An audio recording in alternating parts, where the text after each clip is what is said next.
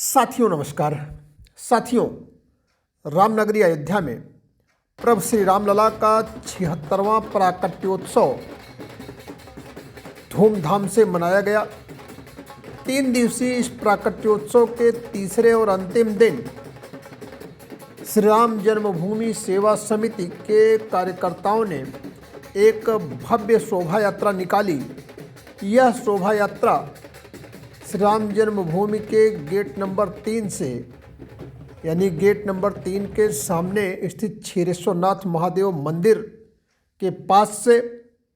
और टेढ़ी बाजार होते हुए रामकोट मोहल्ले की, यानी कि श्री राम जन्मभूमि मंदिर यानी विराजमान रामलला सरकार के भव्य मंदिर के चारों तरफ, जिसे रामकोट मोहल्ला कहा जाता है,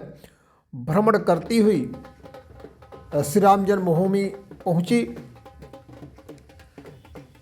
श्री राम लला का प्राकट्योत्सव पौष माह में माना जाता है कि पौष माह तृतीया को 1949 में प्रभु श्री रामलला अपने जन्मस्थान पर प्रकट हुए थे और उस समय उनके तथा उनके अनुजों यानी भरत, लक्ष्मण और शत्रुघ्न समेत प्राण प्रतिष्ठा का कार्यक्रम हुआ था। तब से प्रत्येक वर्ष श्री राम जन्मभूमि सेवा समिति प्रभु श्री रामलला का भव्य प्राकट्योत्सव मनाती आ रही है। अब की बार यह प्राकट्योत्सव कुछ इस मायने में अलग था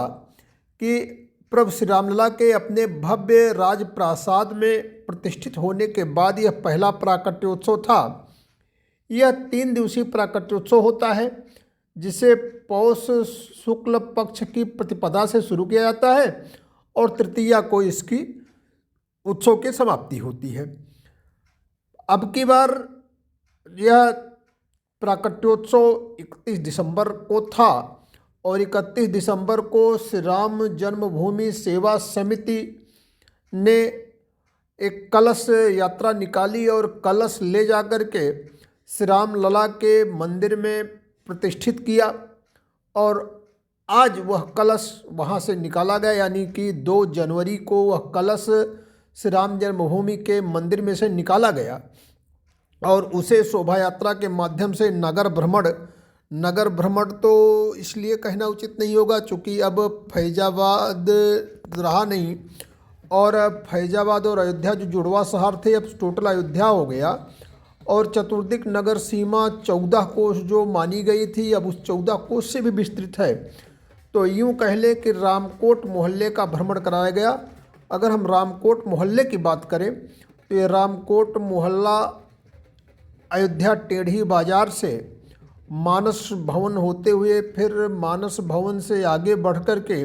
श्री राम जन्मभूमि मंदिर के पश्चिमी छोर से गुजरता हुआ आगे असरफी भवन, फिर जो पुरानी सब्जी मंडी अयोध्या की है वहाँ से डाकघर चौराहे होते हुए राज सदन के सामने से श्रृंगार हाट होके हनुमान जी का दर्शन करते हुए और वापस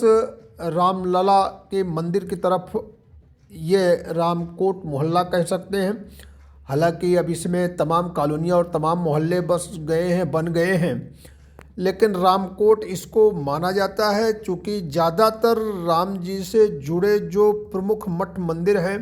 प्रमुख स्थान हैं और जिनका धार्मिक ऐतिहासिक महत्व है, पौराणिक और वैदिक साक्ष्य है, वह सब इसी क्षेत्र में आते हैं। तो यहाँ वह शोभा यात्रा पूरा भ्रमण करते हुए मंदिर पहुँची। शोभा यात्रा की खास बात यह रही कि इस शोभा यात्रा में जो साधु संत हैं अयोध्या के, वह 3 दिन में अलग अलग स्थानों पर शामिल हो लेते हैं और यात्रा को अपना समर्थन, सहयोग और आशीर्वाद देते हैं। आज शोभा यात्रा के जो मुख्य आकर्षण रहे वह पूर्व सांसद ब्रजभूषण शरण सिंह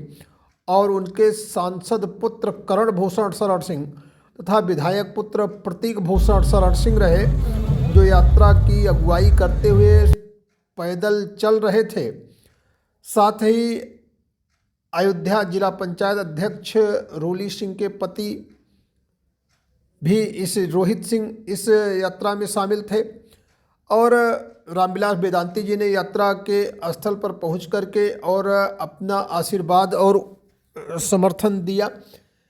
बहुतेरे साधु संत बहुतेरे नेता इसमें अपने ढंग से अपनी जगह पे शामिल होते रहे। ठाकुर गुरुदत्त सिंह के पौत्र शक्ति सिंह जी यात्रा के संयोजक के रूप में काफ़ी मनोयोग से, काफ़ी श्रम से, प्राण से जूझते दिखाई दिए। यह सब रहा, लेकिन सबसे बड़ी बात यह रही कि यात्रा में चूँकि जिस ढंग से बनाव श्रृंगार के साथ प्रभु रामलला, अनुज लक्ष्मण, माता जानकी और अपने मित्र हनुमान के साथ नगर भ्रमण कर रहे थे, वह नगरवासियों के लिए तो आस्था और एक परिचित सा दृश्य था, लेकिन आगंतुक जो इस यात्रा को देख रहे थे, श्रद्धालु जो तीर्थयात्री आए थे, वो कौतूहल भरी दृष्टि से देख रहे थे और प्रत्येक व्यक्ति इस दृश्य को अपनी आँखों में बसा लेना चाहता था। निश्चित रूप से अयोध्या में प्रभु राम के लिए तो वही है कि ईश्वर अंश जीव अविनाशी, कण कण में राम वाली बात है। तो राम किसी भी रूप में कैसे भी दिख जाते हैं तो उनको श्रद्धा से प्रणाम करने वाले, जयकार लगाने वालों की संख्या में कहीं कोई कमी कभी नहीं रही है। इस यात्रा ने यह भी दिखाया कि बाहर के लोगों को आज अयोध्या आने के बाद अयोध्या में जो प्रभु के दर्शन की अभिलाषा रहती है, वह इस यात्रा में देख करके लोगों को लग रहा था कि जैसे उनकी आंखें तृप्त हो रही हों, वो प्रभु को साक्षात अपने समक्ष महसूस कर रहे थे। हालांकि इसके बाद दर्शन पथ की तरफ भी लोग बढ़ रहे थे, जो कि प्रभु रामलला तो वहीं विराजमान हैं और वहाँ तक पहुँचने की आशा अभिलाषा लेकर के जो लोग भी आए, वह इस यात्रा को अपने लिए एक पारितोषिक मान रहे थे और यूँ मान रहे थे कि एक ढंग से उनकी यात्रा में, अयोध्या यात्रा में प्रभु श्री रामलला, प्रभु हनुमान जी के दर्शन पूजन में यह यात्रा एक ढंग से अतिरिक्त कमाई साबित हुई, एक ढंग से बोनस जैसा महसूस किया लोगों ने। फिलहाल इस यात्रा के बाद जो एक माहौल बनता दिखा अयोध्या में, अब यह माहौल अगले कुछ दिनों तक जारी रहेगा, क्योंकि प्राण प्रतिष्ठा की पहली वर्षगांठ भी मनाई जानी है। उसके उत्सव भी जल्दी ही शुरू हो जाएंगे और अगले लगभग एक पखवाड़े तक अयोध्या में ऐसे आयोजनों की, ऐसे उत्सवों की धूम रहने वाली है, जिसे समय समय पर हम अपने कैमरे के माध्यम से आप तक पहुंचाया करेंगे। अगर आपको वीडियो अच्छा लगा हो तो कृपया वीडियो को लाइक करिए, अपने कमेंट रूपी आशीर्वाद से हमारा उत्साहवर्धन कीजिए, चैनल को सब्सक्राइब करिए, बेल आइकन को भी प्रेस कर लीजिए ताकि ऐसे और भी वीडियो आपको समय से मिलते रहें।